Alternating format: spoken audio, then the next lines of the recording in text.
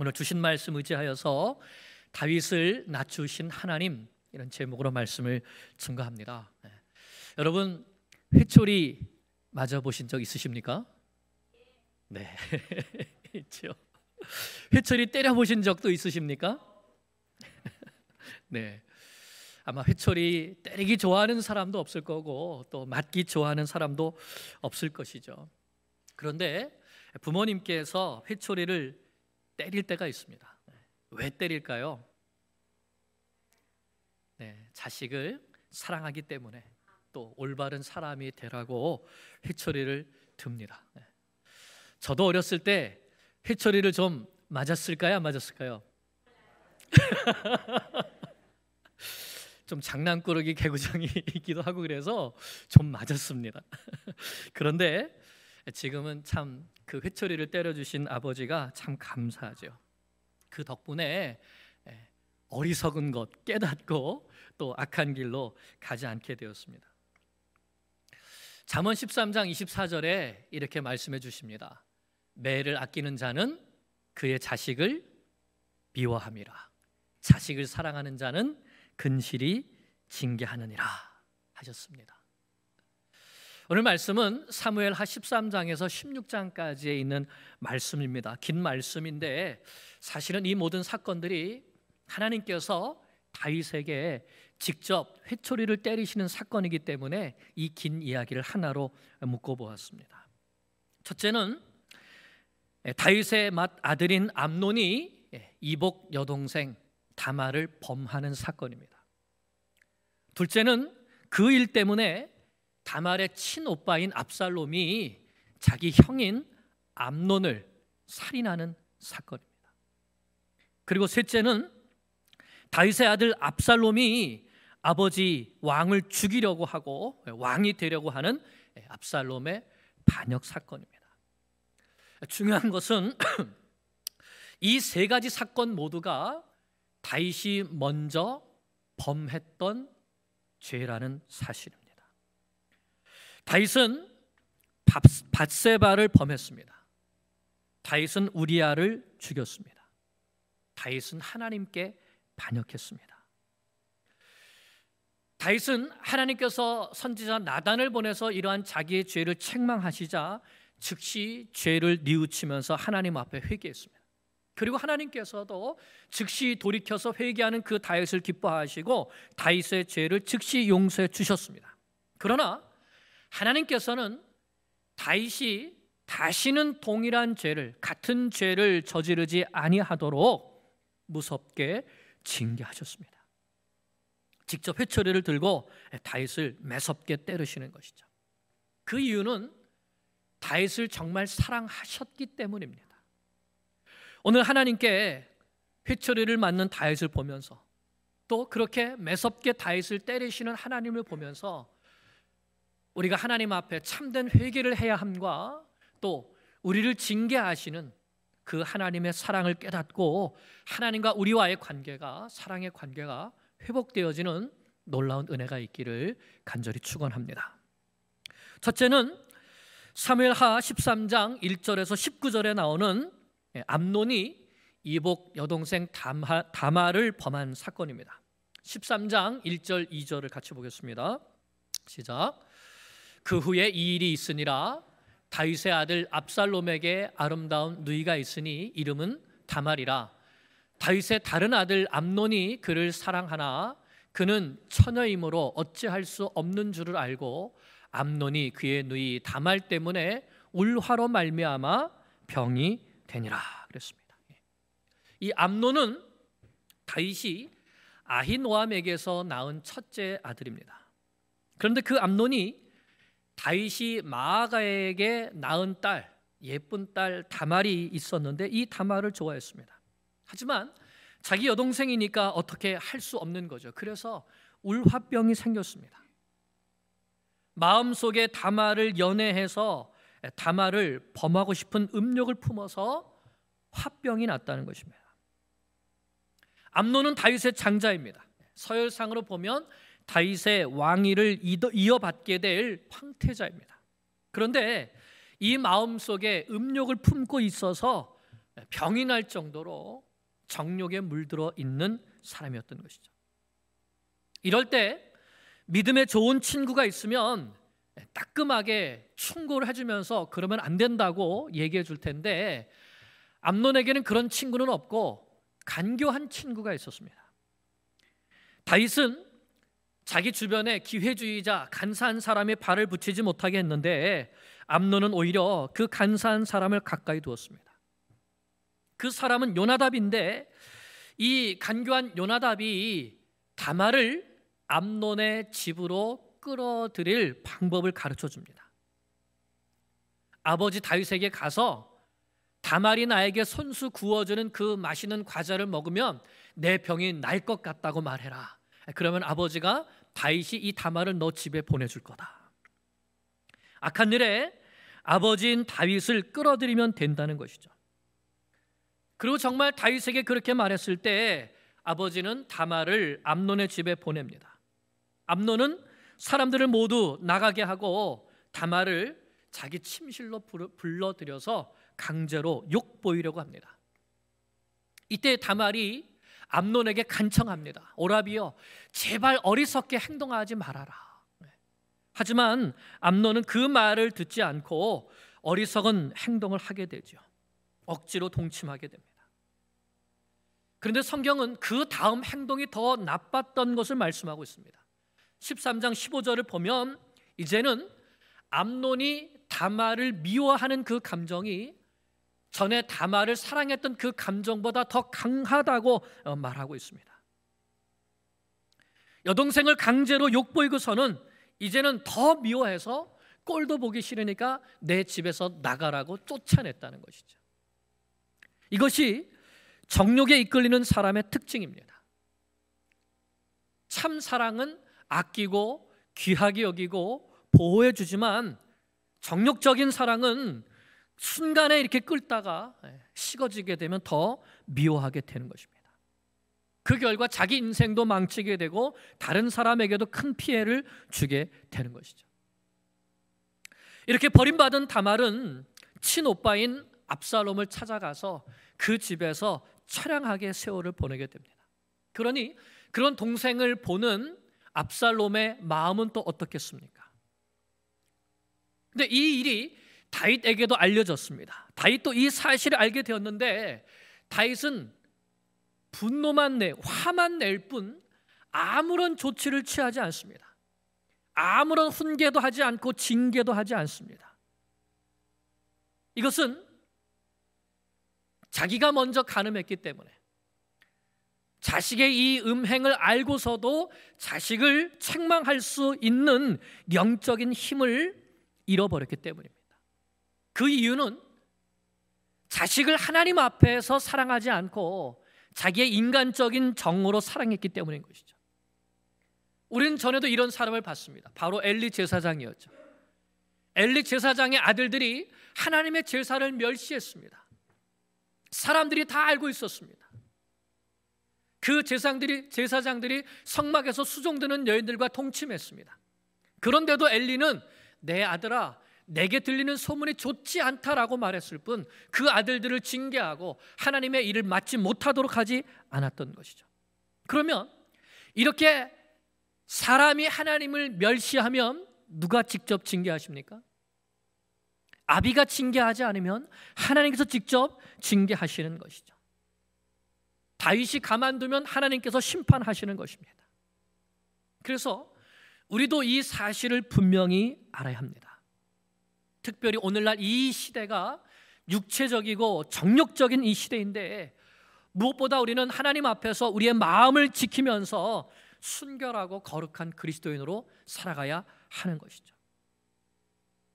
우리가 암논을 통해서 보게 되는 것은 마음의 음욕을 품으면 반드시 정욕이라고 하는 죄의 노예가 되고 만다는 것입니다. 그래서 예수님께서는 이미 마음의 음욕을 품은 자마다, 여인을 보고 음욕을 품은 자마다 이미 간음하였다고 말씀하시는 것입니다. 우리가 그 말씀을 마음에 새기고 또 하나님께서 다 보고 계신다는 것을 분명히 깨닫고 이 악하고 정욕적인 세대 가운데 거룩하고 순결한 하나님의 자녀로 살아갈 수 있기를 간절히 기도합니다. 둘째는 사무엘하 13장 20절에서 29절에 나오는 압살롬이 암논을 죽인 사건입니다. 자기 여동생을 범한 암논에게 복수심을 품은 압살롬이 2년 동안 가만히 살인 계획을 세웠습니다. 2년 동안 살인 계획을 세웁니다. 압살롬은 양털 깎는 날을 암논을 죽일 날로 정했습니다. 양털 깎는 날은 잔치하는 날이기 때문에 암논을 비롯한 다윗 왕의 다른 여러 아들들을 초청할 수 있는 기회가 되는 것이죠. 그런데 이번에는 압살롬이 아버지에게 부탁을 합니다. 암논이 아버지에게 부탁을 해서 다말이 암논의 집에 갔습니다. 압살롬이 아버지에게 부탁을 해서 이제는 암논이 다윗의 이 양털 깎는 잔치에 가게 되는 것이죠. 그리고 압살롬은 암논의 살인 계획을 실행을 하게 됩니다. 13장 28절입니다. 시작. 압살롬이 이미 그의 종들에게 명령하여 이르기를 너희는 이제 암논의 마음에 술로 즐거워할 때를 자세히 보다가 내가 너희에게 암논을 치라 하거든 그를 죽이라. 두려워하지 말라. 내가 너에게 명령한 것이 아니냐. 너희는 담대히 용기를 내라 한지라. 그래서 암논의 명령을 받은 종들은 압살롬의 명령을 받은 종들은 그 명령대로 암논을 죽이죠. 그 잔치 자리에 있던 다윗의 모든 다른 왕자들이 다 놀라서 도망을 쳤습니다. 그리고 어떤 소문이 돌게 되었냐면 압살롬이 다윗의 모든 왕자들을 한 자리에서 다 죽였다는 소문이 돌게 됩니다. 다윗은 이 소식을 듣고 자기 옷을 찢고 땅에 들어 눕습니다. 큰 충격을 받았다는 것이죠. 그때 간교한 자 요나답이 암논에게 다말을 범할 그런 계략을 알려줬던 그 요나답이 암논이 죽자 이제는 압살롬의 편에 붙어서 왕에게 상심하지 말라고 합니다. 오직 암논만 죽었을 것이라고 말하죠. 그리고 압살롬은 외할아버지인 그술왕 달메에게로 도망을 갑니다. 이처럼 다윗의 집에 음행과 미움과 살인이 그치지 않게 됩니다. 다윗은 이 모든 일이 자기가 뿌린 죄의 열매라는 것을 분명히 알고 있었습니다. 그래서 자기 아들이 음행을 해도 징계하지 못하고 자기 아들이 살인해도 그를 찾아가서 데리고 와서 징계하지 못합니다. 그냥 내버려 두죠. 내가 잘못했다고 자식의 잘못을 그냥 내버려 둬서는 안 되는데 그것은 진정한 사랑이 아닌데 다윗은 여기에서 또 실패하고 있는 것입니다. 부모가 자녀를 사랑하는 진짜 사랑은 하나님의 말씀에 기초해서 자녀를 부지런히 책망하면서 진리로 가르치는 것입니다.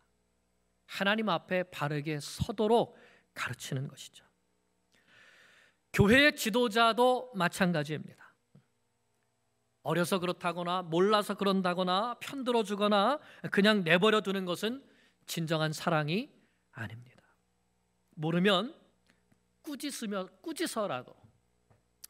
꾸짖어서라도 가르쳐 주어서 다시는 잘못된 길로 가지 못하게 하는 것이 진정한 사랑입니다. 하지만 우리는 이것을 부담스러워합니다. 교회 선생님들이 주일학교 아이들을 훈육해야 될 때에 말씀으로 경고하고 또 권면해야 될 때에 부모도 안 하는 것을 왜 내가 해야 되냐 생각할 수도 있죠. 그래서 우리는 진리로 훈계하고 책망하는 지도자 또 그런 선생님들을 귀하게 볼 줄 알아야 됩니다. 하나님은 다윗을 내버려 두지 않으셨습니다. 다윗을 책망하고 징계하셨죠. 그것은 다윗을 진정으로 사랑하셨기 때문입니다.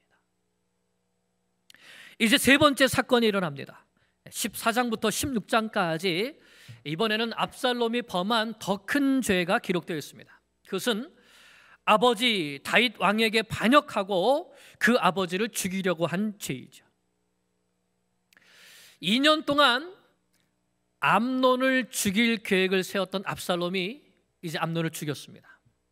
그리고는 외할아버지 구슬의 집에 도망갔는데 3년 동안이나 그 집에 있습니다. 그러다가 요압의 도움으로 다시 예루살렘으로 돌아오게 되죠.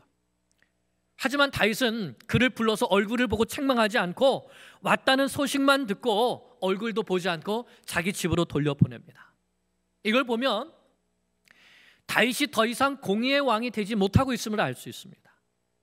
자기 자식에게도 공의로 심판하지 못하니까 그 나라의 백성들에게는 또 어떻게 했겠습니까?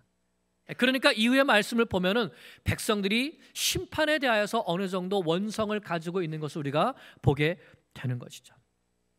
그리고 그렇게 자기 집으로 돌려보낸 다음에 2년 동안이나 다윗은 아들을 압살롬을 만나지 않았습니다. 그 2년 동안에 압살롬은 교만과 자기의가 충만하게 되죠. 원래 압살롬은 외모 때문에 교만한 사람이었습니다. 14장 25절을 보면 이렇게 말씀합니다. 온 이스라엘 가운데에서 압살롬 같이 아름다움으로 크게 칭찬받는 자가 없었으니 그는 발바닥부터 정수리까지 흠이 없음이라 라고 했습니다. 정말 모든 사람들이 아름답다고 칭찬하는 잘생긴 사람, 그가 바로 압살롬이었습니다. 특히 길고 무거운 그 머리털을 자랑했는데 그 머리털 때문에 결국은 나무에 걸려서 죽임을 당하게 되죠.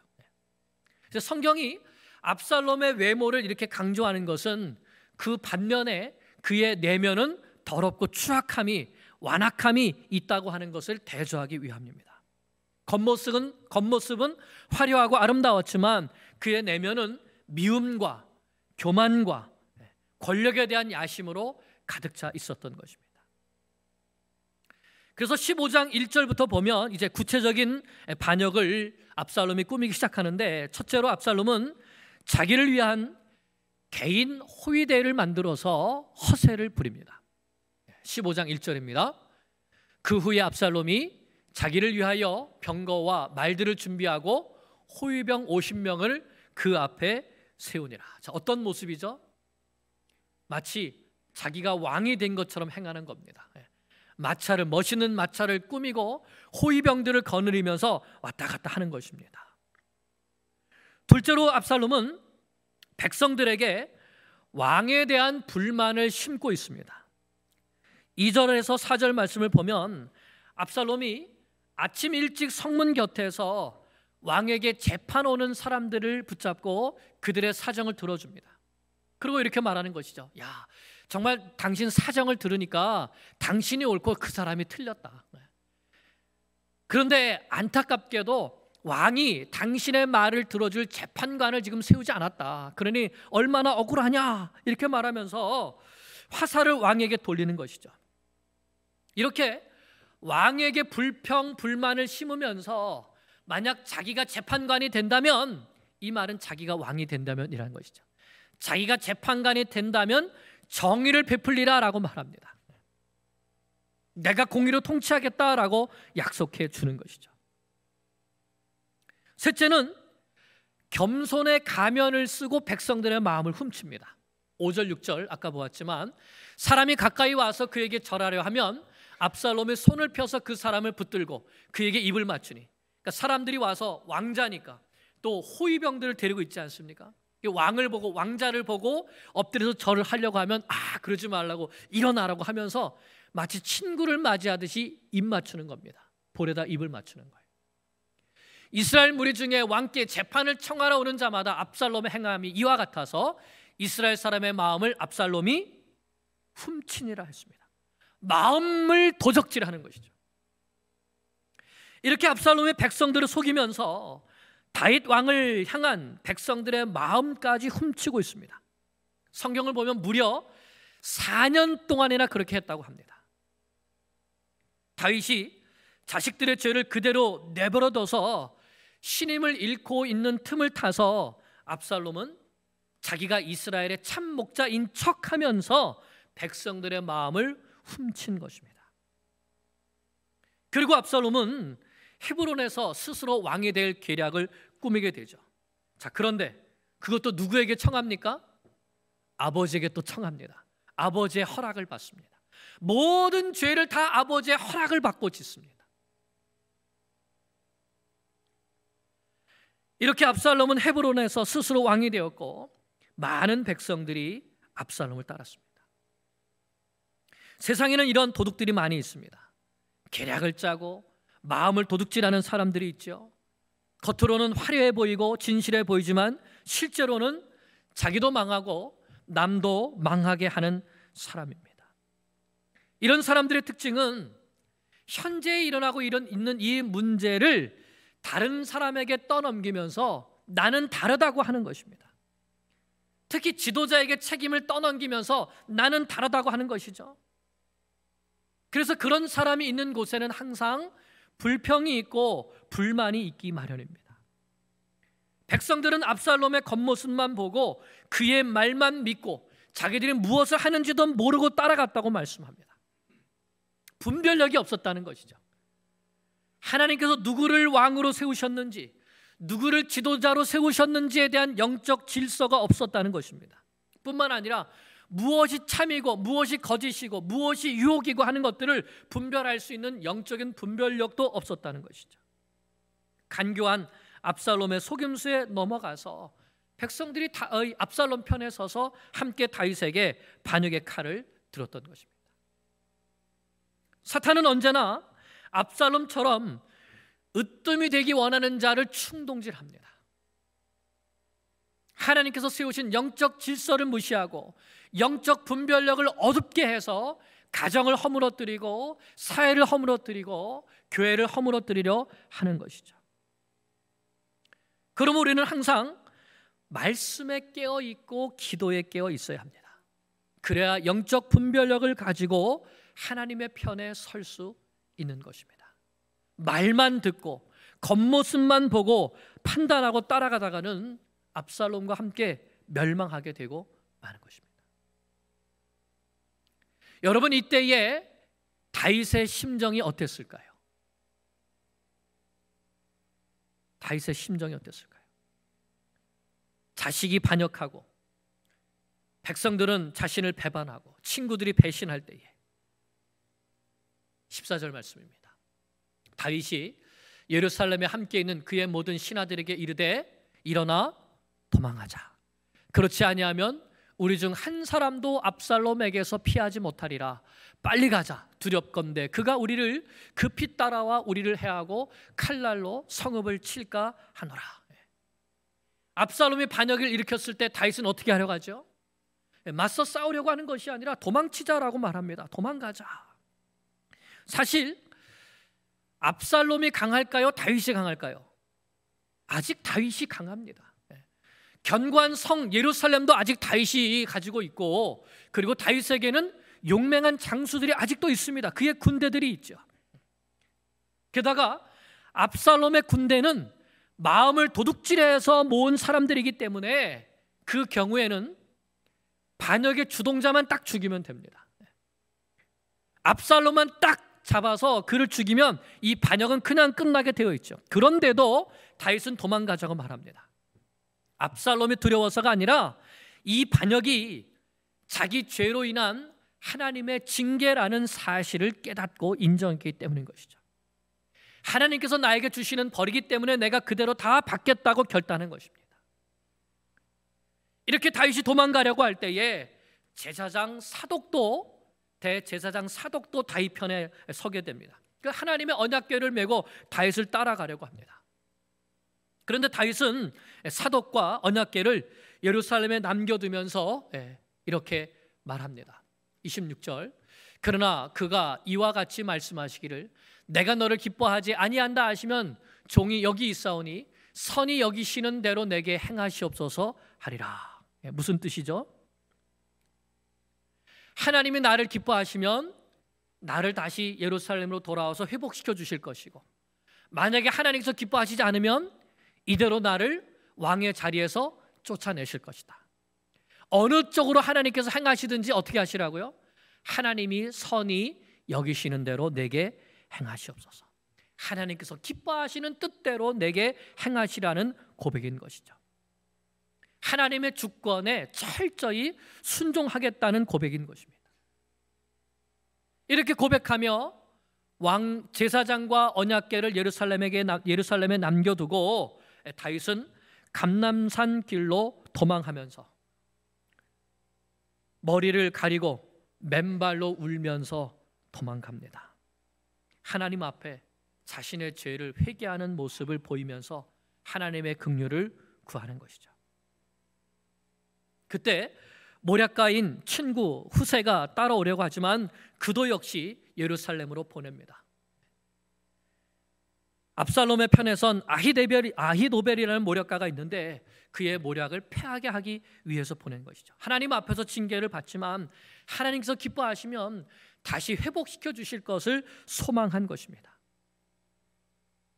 그리고 도망갈 때에 사울의 친족인 시므이라는 사람이 다윗을 향해서 돌을 던지면서 저주를 퍼붓습니다. 피를 흘린 자여, 사악한 자여, 가거라 가거라 하면서 욕을 하면서 저주를 하죠. 이때 다윗의 신복인 아비새가 내가 가서 그를 죽이겠다고 하지만 다윗은 그냥 나를 저주하도록 내버려 두라고 합니다. 하나님께서 그 입을 통해서 자신을 저주하시는 것이라고 말하면서 하나님께서 오히려 이 일을 통하여 나에게 선으로 갚아주시기를 기도합니다. 그가 나에게 악을 행하지만 내가 그에게 똑같은 악으로 되갚지 않음을 통하여서 하나님께서 자신을 긍휼히 여겨주시기를 간구하는 것이죠. 이것을 보면 다윗이 도망할 때에 결코 절망 가운데 도망치거나 또는 자기 자신에 대해서 자학하거나 또는 복수하면서 도망친 것이 아닌 것을 보게 됩니다. 그 도망치는 모습을 보게 되면 모든 것을 하나님의 손에 맡기고 있습니다. 하나님께서 나를 때리시면 내가 맞겠습니다. 그러나 하나님 나를 불쌍히 여겨주시고 나에게 긍휼을 베풀어 주시옵소서. 이런 자세로 회초리를 맞는 것이죠. 이것은 이 일어나는 모든 일들이 나를 징계하시는 하나님의 사랑이라는 것을 믿었기 때문입니다. 그러므로 우리도 우리의 인생에서 어떤 일이 일어날 때에 이 일어나는 모든 일들을 어떤 눈으로 바라보아야 하는가 하는 것이 굉장히 중요합니다. 사람의 눈으로 보면 분노할 일입니다. 어떻게 보면 죽고 싶은 일이고 또 어떻게 보면 죽이고 싶은 일입니다. 그런 일이 있다 할지라도 우리가 하나님의 절대적인 주권을 믿는다면 다윗처럼 하나님 앞에 모든 것을 맡겨드리고 나는 하나님 앞에 회개하며 하나님 앞에 엎드리는 이 자세가 정말로 중요한 것이죠.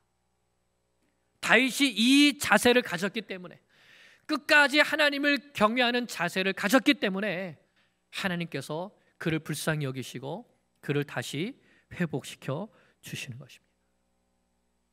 말씀을 맺습니다. 사랑하는 여러분, 오늘 우리는 하나님께서 세 가지 사건을 통해서 다윗을 무섭게 징계하시는 것을 보았습니다. 그러나 하나님께서 왜 그렇게 하셨습니까? 다윗을 사랑하셨고 그를 진정으로 회복시키셔서 다시 하나님과 올바른 관계를 맺게 하시기 위함이었습니다. 그렇게 함을 통해서 다윗에게 있는 죄악의 뿌리를 완전히 뿌리 뽑기 원하셨기 때문인 것이죠. 하나님께서 기뻐하시는 사람으로 다시금 다윗이 새롭게 태어나게 하기를 원하셨기 때문입니다. 다윗은 인간적인 정 때문에 자기 자식들을 징계하지 못했지만 하나님께서는 다윗을 사랑하셨기 때문에 진리로 사랑하셨기 때문에 다윗의 죄를 징계하셨습니다. 그 하나님께서 오늘 우리도 사랑하고 계십니다. 그렇기 때문에 우리의 죄를 대신해서 독생자 예수 그리스도를 십자가에 못 박게 하신 것입니다. 우리를 사랑하시기에 우리의 모든 죄를 없애시기 위하여서 우리의 죄를 도말하시기 위하여서 가장 사랑하는 자신의 아들을 우리를 위해 내어 주신 것입니다. 왜요? 더 이상 죄 가운데 살지 말고 이제는 하나님의 자녀로서 하나님을 기쁘시게 하는 의의 아들로 살라고 하는 것입니다. 그의 맏아들인 예수 그리스도를 본받는 자로 살게 하려 하심입니다. 그런데 여러분, 오늘 나는 하나님 앞에 어떤 자로 살아가고 있습니까? 나는 하나님 앞에 어떤 죄를 짓고 있습니까? 혹시 음행하고 있지 않습니까? 도둑질을 하고 있지 않습니까? 도박이나 술에 빠져 있지는 않습니까? 하나님은 다 보고 계시고 다 알고 계십니다. 나는 오늘 혹시 살인의 죄에 빠져 있지 않습니까? 예수님은 형제에게 욕하는 자, 자매를 미워하는 자, 다 살인한 자라고 하셨습니다. 가인이 아벨을 죽인 것처럼 가족 중에 미워하는 사람이 있을 수도 있습니다. 친구 중에 미워하는 사람이 있을 수 있고 성도 중에 미워하는 사람이 있을 수도 있지요. 사탄이 그 마음속에 미움을 심고 형제를 살인하게 하는 것입니다.